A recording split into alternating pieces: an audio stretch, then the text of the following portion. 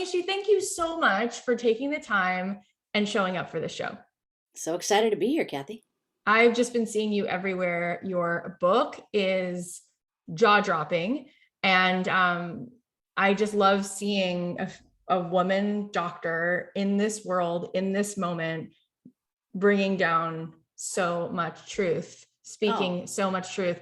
Tell us how you got into the mindfulness work and the neuroscience work. What attracted you to that in the first place? yeah. So it's really funny, given the name of your podcast, um, and the kind of journey that maybe many people listening are on, where you just don't necessarily feel completely aligned with the thing that you're doing in the moment. It's your professional life or just the life circumstances that you're in.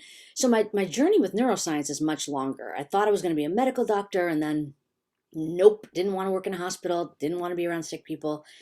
Ended up, thankfully, being able to do volunteer work while I was still early on, like maybe my freshman year in college, in a brain injury unit. So I was still thinking I'm going to work in a hospital, but or be a physician.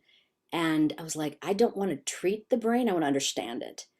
I don't want to treat the body. I don't want to fix illness. It's not my thing. But I then, thankfully, also, it was the first year or the first time they were allowing psychology to be offered as a biological science. So essentially, it was a neuroscience degree. So as an undergrad, I was able to study neuroscience, and I went on to grad school. Always been interested in sort of the brain and consciousness, etc. And then fast forward, went to grad school, postdoc, had my first faculty position at the University of Pennsylvania. The topic I was studying was attention, and I was very interested in attention. I was passionate about it. The thing that I loved about attention, which we can get into, is how powerful it is to impact sort of the entirety of the way the brain functions. But within the first couple of years of setting up my own lab, at that point I had a little boy. He wasn't even 3 yet. My husband was in grad school. We bought this old fixer-upper in West Philly. It's like every aspect of my life was like intense, demanding, and kind of full throttle. And I was miserable. I was actually miserable to the point where I'm like, I don't want to keep going like this. I want to be here in my life. And I kept feeling like my life was slipping away. Mindfulness entered my own life simply, really directly as a way for me to try to feel better. I didn't know it would. In fact, I had probably a lot of skepticism and uh, eh, uh, resistance to mindfulness, just personal history, which we can also talk about. But anyway, I was at the point where I was like, I got to figure out how I'm going to change the way that I operate, meaning I got to change my brain, or I've got to figure out how to change my life. And at that point, I still knew I hadn't really given it a try to change my brain, which is a strange thing that probably only a neuroscientist might consider doing.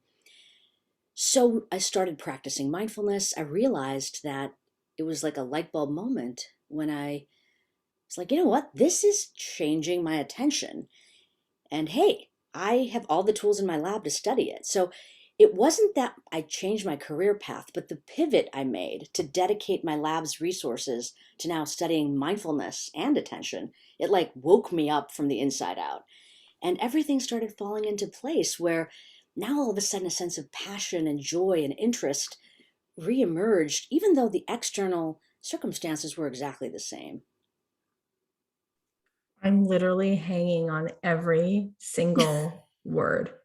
I feel like you just articulated what all of us are feeling or have felt, that feeling of not being present for your life, that feeling of constantly kicking the can down the road, that the goal of that happy feeling or finally Yeah. receiving that which you have been building. One day you think you will finally put your feet on the ottoman and have it, but you don't put your feet on the ottoman ever, and then go, what is this ride if it's always about getting to the next place and not being right here where my feet are? You just said that so well, but then what's literally blowing my hair back is the fact that you had the tools to then study the effects of it, to then literally open the Pandora's box, open the portal, for all of us to see in a concrete way what's happening in our brain. And you've been giving us now through your work the answer to the question, like, how can you, instead of trying to keep changing your life, how can you just change the brain? So let's get into it. Yeah. What can we learn? And by the way, for everybody who's listening, she said, call me Amishi, but Dr. Amishi Jha just wrote this incredible book called Peak Mind. You have to go get it. Find your focus, own your attention, invest 12 minutes a day. And I just had Dan Buettner here talking about the blue zones. And of course he said, why the centenarians? Because they meditate, because they reduce the inflammation, and the inflammation comes from the cortisol. And when we meditate, we are able to live longer. So all rivers lead to this ocean, and yet it is an enigma. We don't fully get it, grasp it, understand it. What did you find out? How can we begin to cross this river? Yeah, great question. I love your enthusiasm. I just love that. I love the I spirit of love that. you. I'm gonna keep that in my ear all day long. But you're right. It was fortuitous that the very thing that I was searching, I got some insight from my personal experience, and I was able to bring the rigor of science to actually answer the questions that would make it potentially of interest for more than just me. So that's what I was interested in. Was, I knew that I was a great case study of one, but I'm one person, and as a scientist, a lot of things can happen to one person that many people may not experience. So it became a very serious. It was like I had to be the most rigorous I've ever been in anything I've done, because I knew there was going to be a challenge in convincing myself and convincing other people that mindfulness actually had a chance of altering attention. But maybe the place to start is, let's just talk a little bit about attention, because I actually think this is why we're in a lot of pain right now. Kind of our current modern moment is one that feels an attentional crisis. And I felt that crisis personally. I felt it because I felt like I couldn't look at my own spouse and like see what was on his face. It was like I was blank. Or even trying to read research articles, like finding that the meaning just kind of was like evaporating. And probably my wake up moment happened with my son when I was trying to read to him. And this is something I valued so much. It was like a precious time in my day. No matter what my demands, I was going to do this. I wanted to be there. And I realized I wasn't even there then. So, these are real things. I mean, this is not life or death in that sense. I mean, we deal with people and professionals in my lab where an attentional lapse could literally mean life or death, whether it's a service member, a first responder, or medical or nursing professional. It wasn't that for me, but it was this notion that life isn't really worth living unless you can really experience it in a way that you want. So, yeah, so, and it does come down to attention, because in many ways, I see attention as the fuel that we need in order to do very everyday things and very important things. And we can think of it as sort of, in some ways, a superpower, and some ways the only way that we can even make sense of our world. So just to kind of broadly, do you mind if I talk a little bit about attention? Yeah, I want you to. And I just want to say, when you said that, my entire body felt it, because as soon as you said those words, it's like, yeah, we are constantly overstimulated. And I haven't had that thought ever, what you just said about like, what is attention and where is it? And maybe some of the pain that we experience is because of the lack of attention.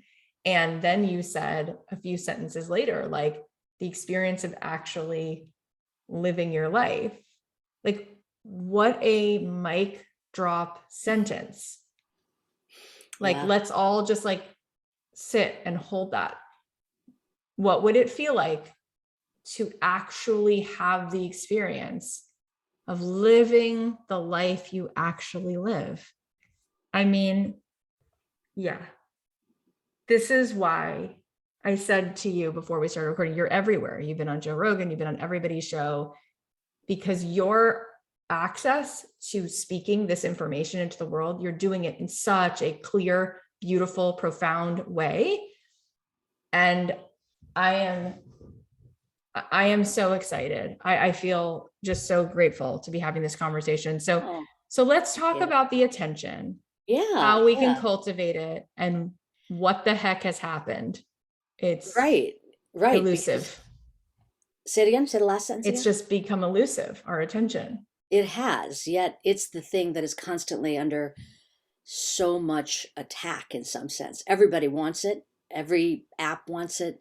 Oh my 24/7, our colleagues, friends, families want it. It's the most sought after thing.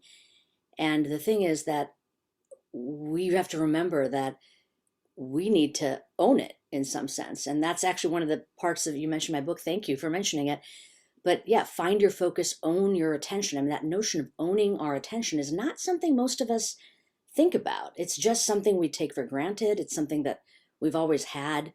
We may feel distracted or pulled by certain things, but this notion of it's ours, it's our intrinsic lifeblood in many ways is not something we usually think about. But just to back up, like, why do we even have an attention system? You know, why does it even exist in the brain?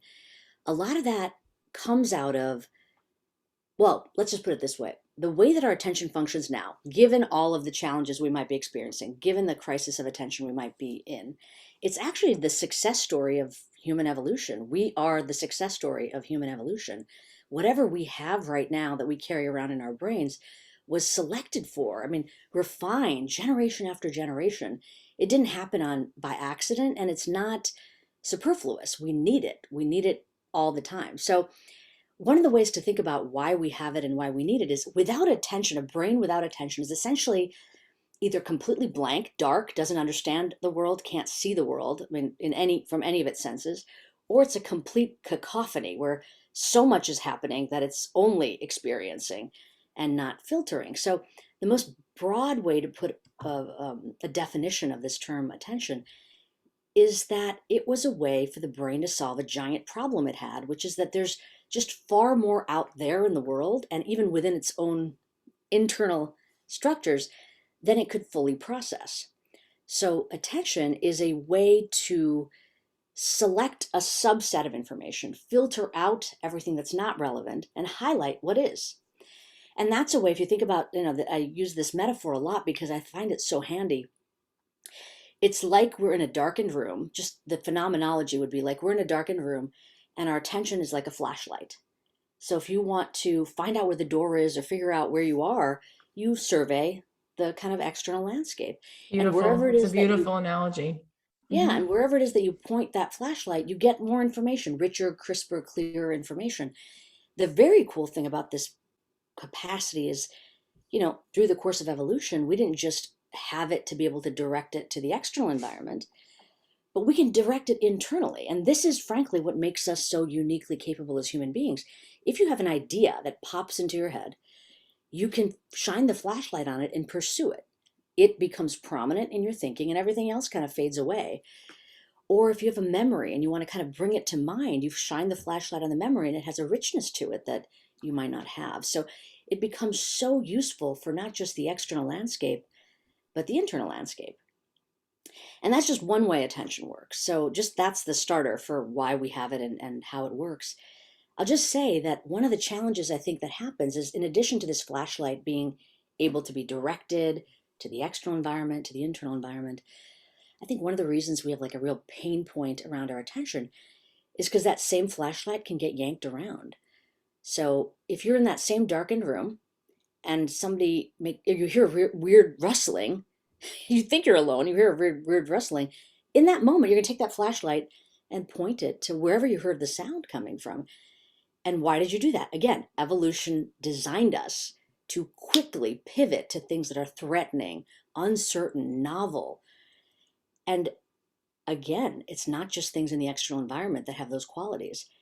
If I have a thought that is threatening, fear inducing, novel, my internal flashlight's going to get yanked to it. So there's always this tension between what I want to devote my focus on and what may pull it away instead. It's incredible. It's incredible. There's No, you You're said so that. sweet. Well, The way no, you, I'm not sweet. I'm just really so grateful that I'm sitting with you. And wow, you laid that out so well. I I have been feeling I've been on this journey a long time, took many classes at the UCLA Mindful Awareness Research Center, and oh, cool. yeah, read all of the books and Full Catastrophe Living and all of those books, like for years and years and years, and then found you and all of the people in between. And I find that as soon as I drop in, it will bring me to tears sometimes how beautiful a moment can be, looking at light dancing through the window on a leaf, or looking at my daughter, whatever she's doing, or just sitting in a moment. And about 9 seconds later, I feel terror. I feel something could take this away. I feel, oh, this is why I've been avoiding this, Mm-hmm. because there is so much joy and deep, deep gratitude in these moments that we almost keep ourselves from that full body dropping in. What is that phenomenon? Do you have any experience feeling that or seeing that in your research? And how do people overcome that so that they can sustain, so that they can linger in it? Such a such an important insight. So it's almost like what I think you're describing is when you like direct that flashlight of your attention to the things in your life that or the experiences that you find bring joy, beauty, fulfillment, there's that ricochet effect of like the impermanent nature of it, or but there's also a hellscape, or there's also this, and it's almost like you can't reconcile it, so you may even pull your flashlight away because it's too painful to think of things as not being there. So this is a very, very profound, deep, and quite human experience, right? And if you think about it, you mentioned all those different people, all the wisdom traditions, and in particular, mindfulness is a wisdom tradition, which I think is aiming to help people through that human suffering. I mean, it truly is the suffering, and nothing changed in that moment. Probably you were safe. Oh, you were safe, you were stable, but it's a very real feeling. And yeah, I've certainly experienced it myself, and um, I've certainly experienced it. I've seen it in other people that we've worked with. But let me just say that there are solutions. There are ways that we can place those feelings in a bigger container. And that maybe takes us to this second system of attention, frankly. So everything we've been talking about so far is this sort of narrowing and focusing. And you've already described some of the real benefits of doing that. We get like a richness to it. Yep. Now, just to say, in the same way that you could see beauty when you point that flashlight of attention, you can also see a hell that you may have never seen before, right? So 100% have had that experience too, that's millions right. of times. That's Yeah. right. And that's what you were kind of describing, I think, is like you want to direct it here, or you have directed it in one place and it gets pulled by that tension of that same resource being wanting to be directed somewhere and being yanked around. But the thing that's common about all of it is it's narrow. It's narrow, it's selecting some information over other information. The second system of attention is almost the exact opposite. So this one, I use the metaphor of the flashlight for one. This is when I say opposite, I mean really it's broad, receptive, it's not privileging anything. And I always like to think of it as the metaphor of a floodlight, or sometimes if I'm talking to people in the UK, they'll say a fog light. And I was like, okay, a fog light. But the point is, whereas the flashlight is privileging certain content over other content, the floodlight is really privileging, because remember, that's the job of attention, privilege some information over other information. The thing the floodlight's doing, or this other system, which was formerly called the alerting system of the brain, it's privileging now, what is occurring right now.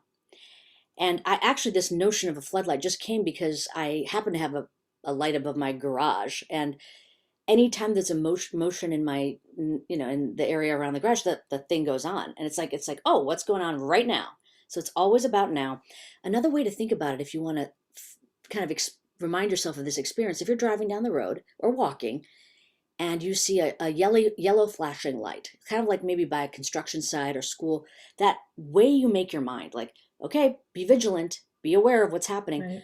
You don't want to be narrowing there. You don't want to be privileging any information because you have no idea. It could be children running, it could be equipment, whatever it is.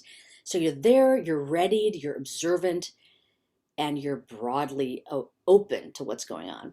So in some ways, going back to what you were saying, the solution to our feeling yanked around, or putting our, in the context of, for example, depression, oftentimes that flashlight just gets pulled by depressogenic thought, and we can't pull it away. So even if we say, okay, I don't want to be there anymore, we're stuck in ruminative loops. Most people don't think of depression as an attentional challenge, but as an attention researcher, I'll tell you, it is. It's that our attention is really just selectively directed, and we can't see ourselves out. It's also really unproductive because, unlike focusing it on a thought and then problem solving it or pursuing it, what we're doing with rumination is we're looping and we're getting Yeah, nowhere, totally. right? So this second system of attention, and we can talk about how it's cultivated and expanded through mindfulness practice, can really hold us in this kind of more spacious orientation, so that when disturbing content, when that thought pops up into your head, like, oh, this could all be taken away, or life is so short, or some you just have to accept, yes, all of those are the reality. Impermanence is the reality of life. But the destabilizing aspect of it is when you kind of end up ruminating on it. It's like, oh my gosh, then there's no point of anything. And like you can get into this kind of terrible nihilistic orientation instead of saying, it's right here. I'm broad, receptive, steady. My floodlight is shining on everything that's happening. And right now I see beauty and I understand how there is pain. I see joy and I see suffering. And when we take that kind of a broader container view of our experience, we feel more capable of handling everything that's happening to us, whether it's a challenge that we have to rise to or a sorrow that we have to hold. So I think that just it's important to think how this is what I meant by attention really can be a lifeblood, because even in that simple example of the broadening and the narrowing, we see our life play out in these multiple ways. Yeah, that is so profound. And I once heard another idea where if you were to see like what my camera lens sees, right? It sees what's actually here because it has no cognitive bias. Right. Whereas I'm only going to see whatever my hologram that I'm projecting based upon what thought, right? I'm deciding, right? So we, like you said, and what I've learned, and I'm such a novice, but I have learned that these thoughts like repeat, right? Most of what we think repeats and repeats. And I often say to people, the real fake news is mostly your thoughts. Like just because you think it doesn't make it true. And then you get like into this hyper arousal where like that thought just like plays 16 other thoughts and it's so used to doing it. So help us understand, like you just said, how does this second system and how does mindfulness play into opening the aperture, so that we don't have to get stuck in the same loop that we've probably been rehearsing for 35 years. Yeah. Like, how can we lay that down and actually widen the focus so that we can get out of those loops? Yeah, I mean, I would have a lot to say on that, but I think that even before we get there, I want to tell you about the third system of attention because it's going to help us get there. So, because there's basically, there's attention works, it's this complex system, but it has these three sort of separate ways of privileging certain information. So some is just based on the content, some is based on the time, and the third way that we select certain content is based on our goals. And that goes to what you were saying, like the story we have or the view we hold, or what we want to accomplish. And really, that's what I mean when I say goal. It's what do I want to have happening? What do I want to have happen right now? And what is the reality of what's happening? And I need to correct the mismatch between those. And formally, we call this the executive system of attention. Mm-hmm. And it's like the executive of a company, right? Like the executive of a company's job is to make sure whatever's going on aligns with the goals the organization has and to course correct. So what does course correcting mean? Well, if the goals are inappropriate because something's changed in the supply chain or something, you update. If there's behavior that's being engaged in that is inappropriate, you suppress or inhibit it. Nope, don't do that. But you have to keep the goals in mind too. Like you have to have that at the front of your mind. What is the most important thing? So I call this system sort of like a juggler. And by the way, these views of these simple analogies really come through trying to explain to my own children, like what is it that I do in the lab, and actually it's very helpful for children to understand these different ways of, I think for all of us, but for children in particular, because as you know, you said you have a daughter. 3 daughters. Three Yeah. daughters, yeah. So they don't have fully developed frontal lobes till none of us did until we were about 25. So understanding that these are different ways we pay attention can be quite a handy tool. That's sort of an aside. So anyway, so this executive control is really important because it's allowing us to have a present moment orientation toward the situation. Like right now, my goal is to have a meaningful conversation with Kathy. So I should probably listen to her. I should look at her facial expressions. And, even if I get a knock on the door, probably ignore it unless it's more than once, then be like, what's up? Right? I mean, we know what's appropriate in the moment and we behave accordingly. Now, all of these all of these systems are vulnerable. Like we already talked about how the flashlight's vulnerable. It can get yanked around by very, very potent mentally generated content, which frankly in the book I call kryptonite, and it really is. It's the thing that just kills attention. It just falls apart.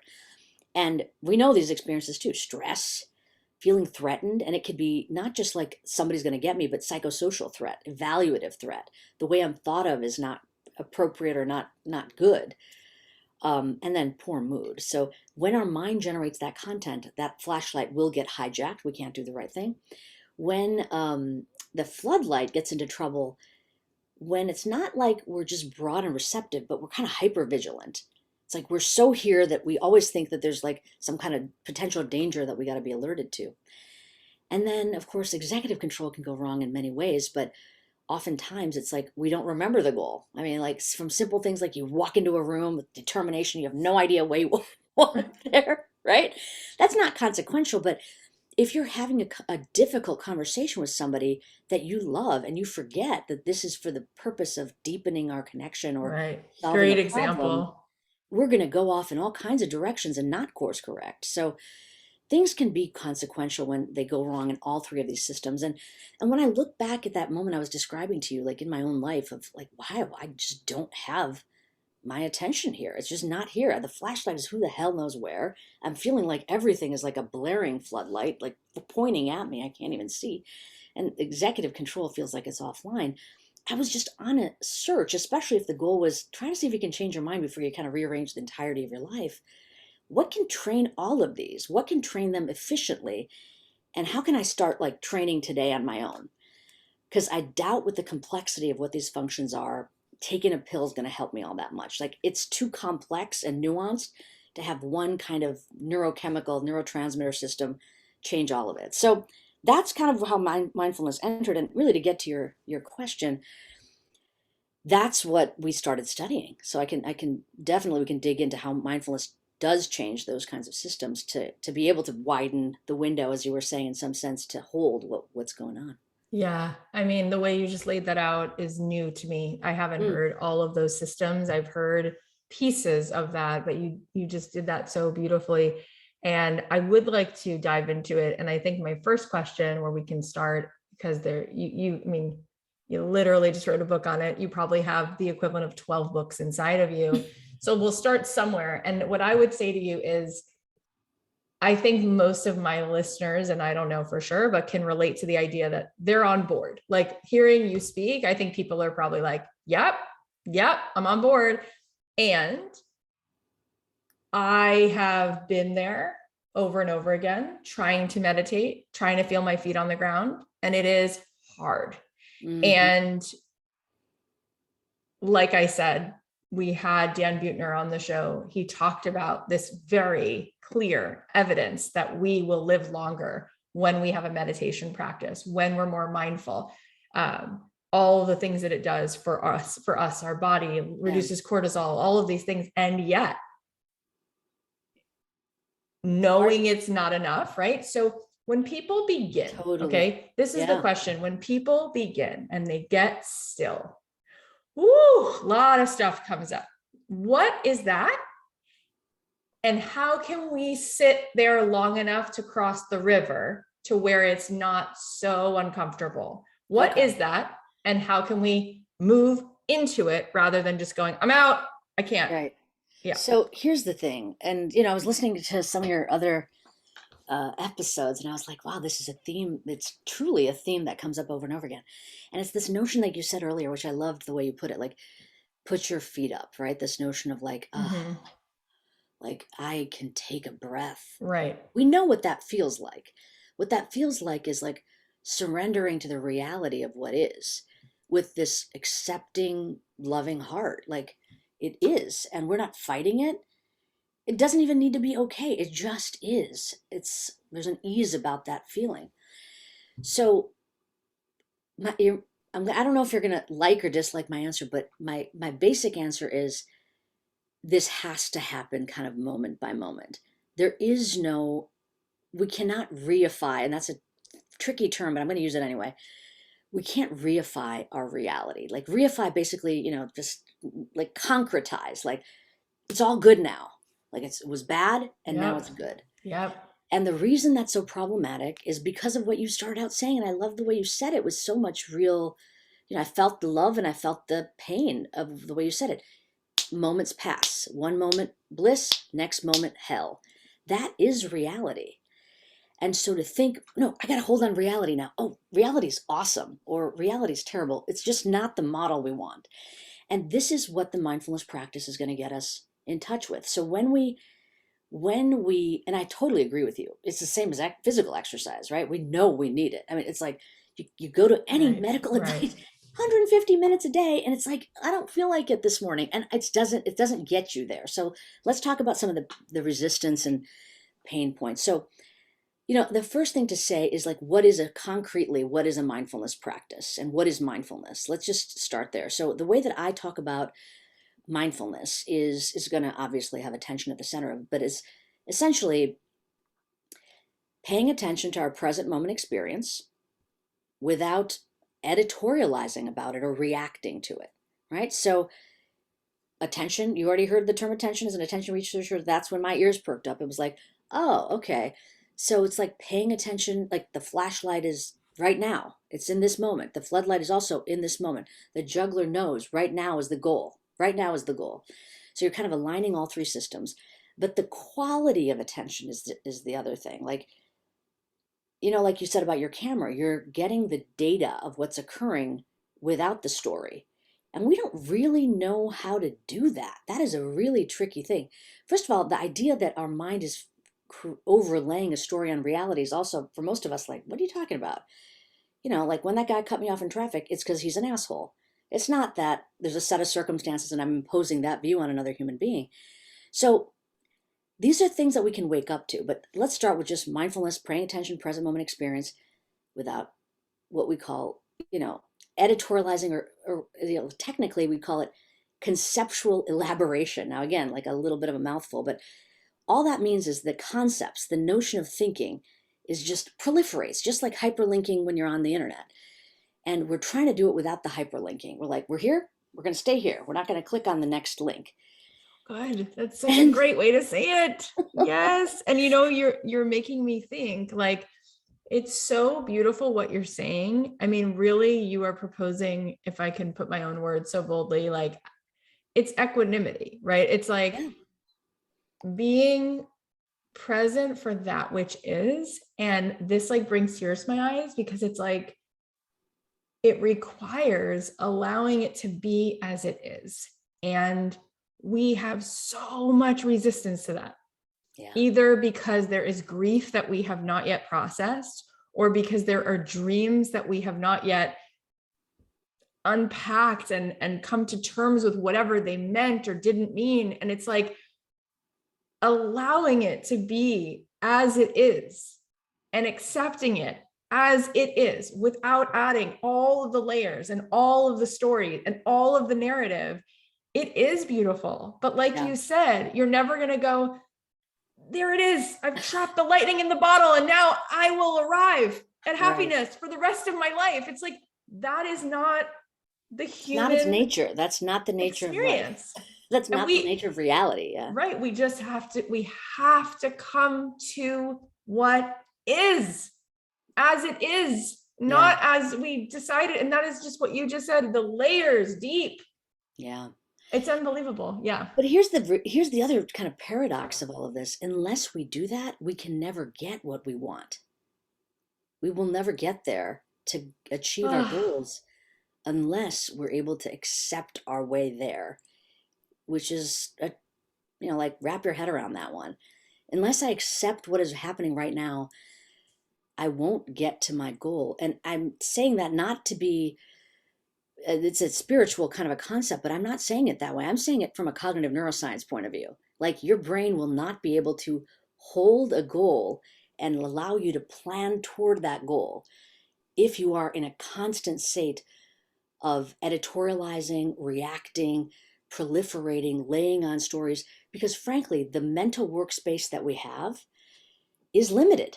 So if you clutter it up with regret or remorse or fear or panic or anger, there is no space to have the planful thought, to hold it in mind, and to strive for it in some way. That is mind-blowing. And my question for you then is, because these stories take up so much room, how can we, like popping a soap bubble, how can we Dial it down. Release the story and at the same time come to present with whatever is underneath that? Like, from my child yesterday, she's 5, she says to me, "Mommy, at my school, we have a list of the things we are allowed to feel in the pre-K. One of them is sad. One of them is excited. One of them is nervous. We're allowed, Mommy." She goes, "We're allowed to feel all those feelings in the pre-K." And I was like on the verge of tears that they're teaching this. And my mindfulness teacher used to say, feelings are like visitors. They will knock and knock and knock. And if you let them in, at some point, they will get up and they will go. But it's almost as if Janine Roth talks about this in her book, Women, Food, and God. It's like the feeling is like a tiger. It's so scary that we're so afraid of the feeling that we make up all these stories to go in between us and this feeling. Yeah. Is that it? Is it that we just need to find a way to access and hold the feeling? Will that finally release us from the story? Like, clearly you keep talking about this, that narrative, that constant conjecture. Yeah. How do we release those stories? Okay. Well, the first thing is to know that the stories do not have a mental life of their own. They're fueled by attention. So this kind of requires a different model that I think it's important. So, and it's a brain resource called working memory. So have you heard of this or talked about this notion of working memory? Okay, so working memory, don't worry about the word working, but about the word memory. It's not like long-term memory where we're thinking about our childhood or whatever. It's a mental scratch space that is a few seconds to a minute long. It's almost like the cache or RAM in your computer. Like, it's not to be held forever, but you need it to be able to work things out. So think of the last time that you calculated a tip in your head, or you're in the conversation and you have a point to make and you're just kind of holding it long enough to then insert it into the conversation, right? Or in the old days where we had to look up phone numbers in phone books and then walk to a phone, what we were rehearsing was in our working memory. So I consider it like it's the mind's internal whiteboard. Mm-hmm. But that whiteboard has disappearing ink. That's what I mean by it's temporary. So if you don't keep rewriting what is in the mind in that moment, it will fade away. It will. So rumination, in some sense, is us having a particular, let's say, difficult concept or emotion. And if we are actively using our attention, rewriting it and rewriting it and rewriting it, and we'll think of it again, we'll rewrite it. And so remember that's your attention. It's the flashlight shining on that thought again, and then you're rewriting it. So that's a limited workspace. It doesn't have a lot of room. And that's what I meant, that if it's cluttered with all this writing of all this stuff in the moment, the goal is buried somewhere in there of what you're actually trying to achieve. It'll never come up again. It'll be flooded and just blanked out by all this other stuff in there. So the question you're asking is, how do I kind of clear away the whiteboard in some sense? How do I make it dissolve? Well, the first thing to realize is we are active participants in it. So to notice that urge to want to rethink that thought, to notice that the mind is now wandering to certain content and it's kind of replaying it, just to notice that.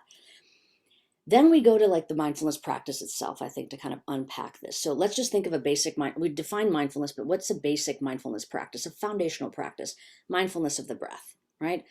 So what we do in that practice is we take a few minutes, and it doesn't have to be the breath as the anchor or the target, but let's just say we're going to use that. It could be anything. It could be a cup of coffee or a mantra or whatever you want to use. But if it is our breath, what we do when in that practice is we quietly by ourselves, we'll notice, sit down, quiet place, notice that we're breathing, and then focus on something that is like a vivid sensation tied to breathing. So it could be the air around your nose, moving in and out of your chest. And then you take that flashlight, and this is where this model of attention can be used and helpful, because it goes back to your question of how do we get ourselves to do it?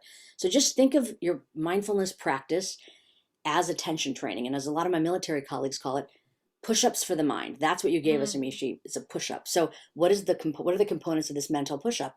Sitting there, you're going to focus on breath-related sensations. Okay, I'm going to sit, I'm going to check out what is vivid. Oh, it really is the breath. I'm going to commit to that being the target for my attention for this short, let's say you just start with a minute that you're going to do this. I'm going to take that flashlight of my attention, and for this minute, I'm going to keep it on that breath-related sensation. The next part of the instruction, as you know, because you've spent many times with mindfulness teachers at the mark, the next step of the practice is notice where your mind is. Where is your attention? Where is the flashlight? In fact, in the book, I call it the find your flashlight practice. It's not about focusing. It's about finding your flashlight. So you're focusing, where you want it to be, right? And then you're still having the floodlight active saying, well, where is it? Where is it right now? You're just checking in moment by moment, moment by moment. Oh, I'm having a thought about the call I'm going to have later today. Bring that flashlight back, redirect it. So those are the 3 steps: focus, notice, redirect. And in some sense, each of those steps is tied to each of those systems of attention. The focusing is the flashlight, the noticing is the floodlight, and the redirect is the goal, the executive control saying, that's not your goal, get back. Oh, good.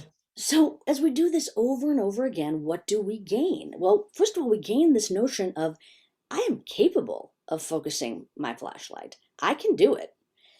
I'm also very capable of noticing where my mind is moment by moment and redirecting it. It's something within my power. I think the pitfalls become when people think my flashlight should never waver. I'm directing it here. It should just stay. Why the heck is my mind wandering? Why is it so busy? It's like you feel defeated by that.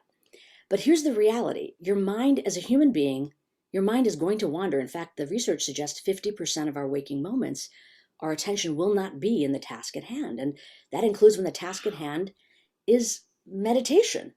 So, and that's normal. That's the baseline.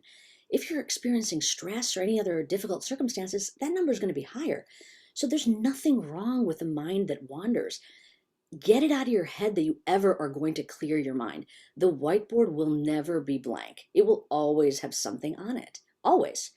And that's its nature. It's fine. So I always like to encourage people to reframe that moment you have that, oh my God, I'm not even paying attention to the breath. It's not even been 2 breaths. And where you start chastising yourself, instead think, this is a win. I found my flashlight. And bring it back. That is gold. People should listen and rewind that and play that for everyone they know, because at this point, with all of the apps, all of the different mindfulness apps, at one point or another, a lot of people have tried this, and that is their exact experience is they feel defeated. And the fact that I never knew that like, that's the baseline. 50% of the time is your attention's elsewhere. That's wonderful to know. So now you've written this book. Everybody listening, this is the least you can do for yourself. Go get the book. And now my question to you is, in laying this out, and the book is so impactful, what were you hoping would happen for someone who read it? What were you hoping that they would gain, that they would be able to do? And how plausible is it that we can achieve that which you were hoping we could do with it? Very, very 100% plausible. And it came out of seeing the people that were probably the least likely to benefit. Okay. So this is now 15 years of research in my lab where after we, those early days when I was like, let's bring mindfulness to the lab. Well, we did. We didn't start with pre-deployment special operations soldiers. We started with people that were going to meditation retreats and decided they're going to meditate for 12 hours a day because we wanted to see if it's not going to work there, it's never going to work. And we found positive results that yes, their attention is improved by doing a month-long retreat. But I knew that even if we found attention was benefited by that, most of us cannot go on a month-long retreat. We can't even go on an hour-long retreat, or we Correct. won't. So the project became, for me, what is the minimum effective dose? What is the least amount of time that time pressured, performance pressured people can do that's feasible? And it really started a series of studies that we did. And also for me, I was very interested in working with people for whom attention was consequential. It was life or death. And that's because, frankly, the circumstances for individuals like that are entirely made up of the exact kryptonite conditions that will devastate our attention system. Like I said, threatening, stressful, negative circumstances will disable our attention. The number 50% of mind wandering is going to go up. So, what are those kinds of professions? Really, we can characterize anybody, and that's frankly over the last couple of years of the pandemic, it's all of us. But the way we describe circumstances that can really disable attention are by 4 letters, and it's the acronym VUCA. I don't know if you've heard that. Volatile, uncertain, so V, volatile, U, uncertain, C, complex, A, ambiguous. Welcome And to the world in 2021. that's right. That's absolutely right. But until the pandemic, these were special groups. These were professionals that entered circumstances that are characterized by that. So think of a firefighter during Yeah. hurricane season. When you Oof. mentioned South Florida, or emergency room physicians and nurses, right? That is the circumstance. So now everything about the circumstances are likely to mess up your attention. And they do this day after day after day. And we as a society require and depend on them to do their jobs. And I just felt like there's got to be a solution to help them help themselves, which is what we started pursuing. So you mentioned John Kabat-Zinn. He's a dear colleague and mentor of mine, and he had already developed this wonderful 8-week program, mindfulness-based stress reduction. When I started this work in the early 2000s, nobody had actually formally started looking at mindfulness practices and attention. So I was able to use programs like mindfulness-based stress reduction and see what happens to attention. That was one of the first papers I ever published. And we found that actually it improves the flashlight for people that are novices. So it was a very profound thing. But even that program, which asks people to take 2.5 hours a week in a class and practice 45 minutes a day, and it's frankly the gold standard for clinical mindfulness. It's Yeah. very beneficial. So all those things that you were hearing from about the blue zones and the benefits of mindfulness and meditation, I mean, they're all true, and they can happen with things like mindfulness-based stress reduction. But for time pressured and performance pressured individuals, they don't they don't identify as being stressed. They don't identify as having any symptoms that need Yeah. reducing. It's just the nature of the world that they live Yeah. in and Life. life. Yeah. So the program we ended up developing, we actually, and it was really with military service members that I was keen to use this term, mindfulness-based attention training. Like all of them were like, yeah, I could use a little better attention. And I love the acronym MBAT. It sounded like tough and clear. And so what we found out is that we could take like John's basic program and we could titrate it down to about 8 hours of training over 4 weeks and ask people to do about 12 minutes a day of practice. That was the time that we found if they did at least that, they benefited. And the more they did beyond that, the more they benefited. But if they did less than that, they really didn't benefit. And so it was sort of like almost like you could say a drug trial, where it was a dose response effect. The more you do, the more you benefit. But there is a threshold, right? So just like if you're saying, is aspirin beneficial? Yes, but there's going to be a certain amount you have to have taken to have a benefit. Or if you think about physical activity, probably walking your dog is not going to really change your physiology and your cardiovascular health, but maybe preparing for a 5K or doing 30 minutes of brisk walking might. So that was what I was looking for. What's the couch to 5K version for the mind? What do I need to do every day and that could really have a significant benefit? And that's where that term 12 minutes, that value 12 minutes comes from, is about 8 years of research. Incredible. And do you have I mean, by the way, everybody, you need, if you haven't already, her TED Talk is incredible, How to Tame Your Wandering Mind. But beyond the book and the TED Talk, do you have a 12-minute guided meditation? Do you have a course that you offer? Like, how can we spend Yeah. those So the 12 book, minutes productively? absolutely. So that's what I do in the journey of the book. Like, the first thing I'll say is don't just jump into 12 minutes if you're not used to doing this. The key is at every step, you want to get that sense of a win. So if you think you can do 4 minutes, do 2 minutes. If you think you can do 2 minutes, do 30 seconds. Yoke it to an activity that you do every day. And like brushing your teeth, like maybe right after you brush your teeth in the morning, you're going to do it. So you want to have it be part of habit formation. Start slow and ramp up to 12 minutes.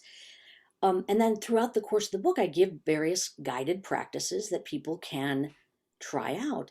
I also have a full program that I laid out at the end. Like, here's how you can go four full weeks, do this and follow this format. But thanks for asking. Yeah, I do have a course at mindful.org if people want to listen.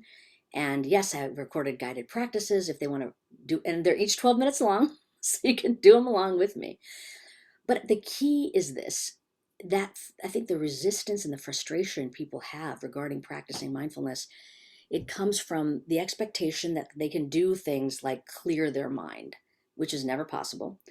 And it's the expectation that it's some kind of instant bliss that they're going to achieve. And that feeling that you started out talking about, Kathy, of like you're sitting there and you're like, like what is happening inside my brain?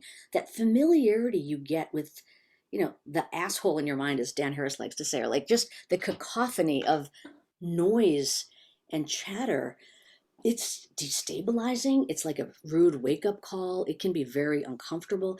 So realize that but I would say it's not a problem that it happens, because think of the last time you might have rekindled a workout routine. I'm sure it didn't feel great.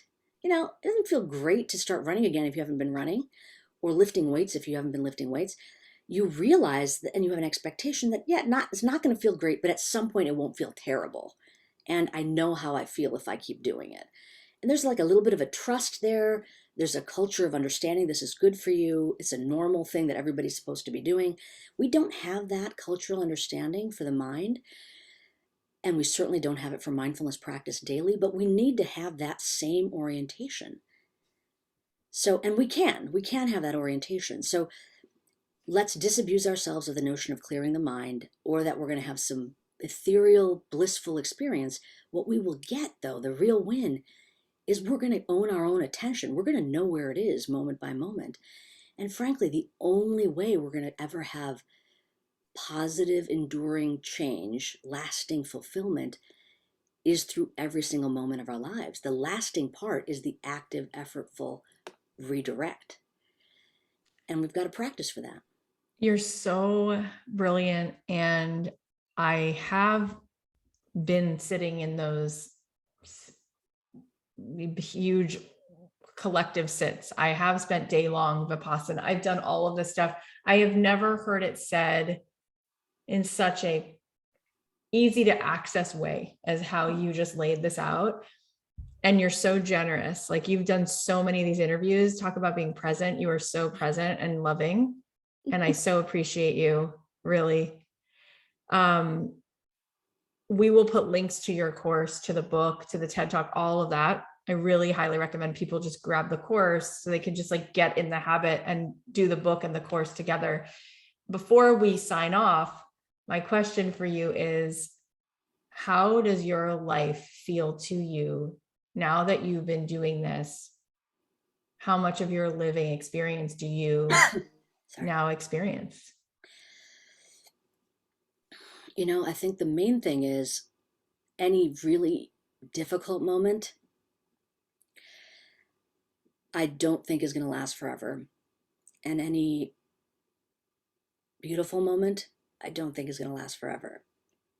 So, this is not something that I rarely think about. I think about this often, which is, what is different? What is different about me since I've been practicing? And it's kind of interesting. My son was born before I knew about mindfulness. Very difficult birth, and a lot of, as many women know, like painful. Second kid knew about mindfulness, painful, but I was present for it and it just didn't sting as much. I mean, it was like I was able to be there for it. And in some sense, the reason I'm mentioning it is because, again, just like we were saying about life, the circumstances may be challenging, but we come to it in a different way. And the one thing that I think I've really cultivated through this is like this sort of idea that I'm better able to befriend my own mind and my own attention. I'm like here for it. I'm like totally here for it. I'm here. I'm on my side. And I'm not even on my side like I'm going to achieve my goals. I'm just here for whatever it is. And part of that comes from just the challenge of being with your own mind for a certain amount of time every day. Because terrible thoughts come in, blissful thoughts come in, boring thoughts come in, and I'm here for all of it. I'm not going anywhere. So when circumstances are terrible or blissful or boring, I can be here for it. I know it. I know I have the tolerance to do that. And so now it's not about some fantasy that I'm going to be able to ultimately in my life put my feet up and everything is going to be great. It's that there will be some moments I'll get to do that. And they're weaved into a lot of the other moments of my life. And this gives me a buoyancy to live that I feel is more self-sustaining than any kind of dream that everything is going to match up to be all the ideal conditions that will last forever. Oh, such a brilliant and wonderful answer.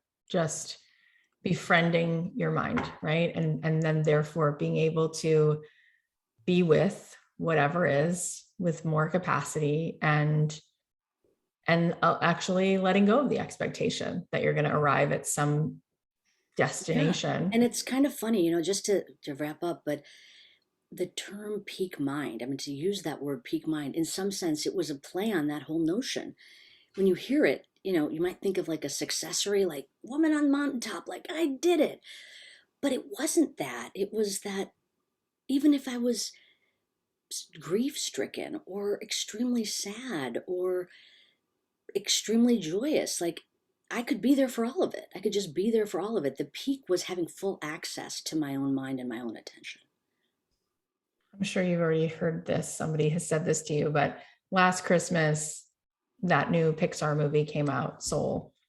And it's already been a year, you guys. So spoiler alert, but he wants to get a second chance to come back to Earth, and he wants to play this jazz with this icon. Like that's his whole thing. And in the end, what does he realize? That the jackpot was sitting in a park or eating the pizza or riding a bike. And by the end of that movie, we're all in tears because it's just living our life moment by moment, which is so extraordinary. All of it, right? I mean, I'm just thinking like how many times, and those of you listening maybe relate, you've been in a hard moment, you've been sitting at a funeral, and yet you feel so connected that there's almost a satisfying, meaningful, beautiful quality to it, right? Just the presence, just being present, right? So thank you so much for being you. Thank you for being so generous and loving and not pretentious and walking the walk and writing such a phenomenal book and making it something that we can actually now access.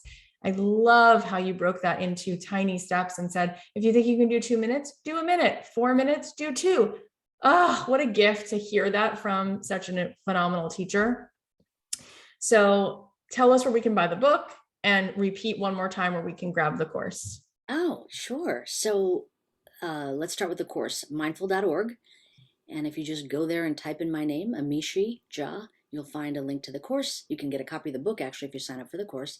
And anything else you want to find out about me or my lab, the research, the book, just remember my first name, AMISHI.com. Incredible. Thank you so much. Thank you.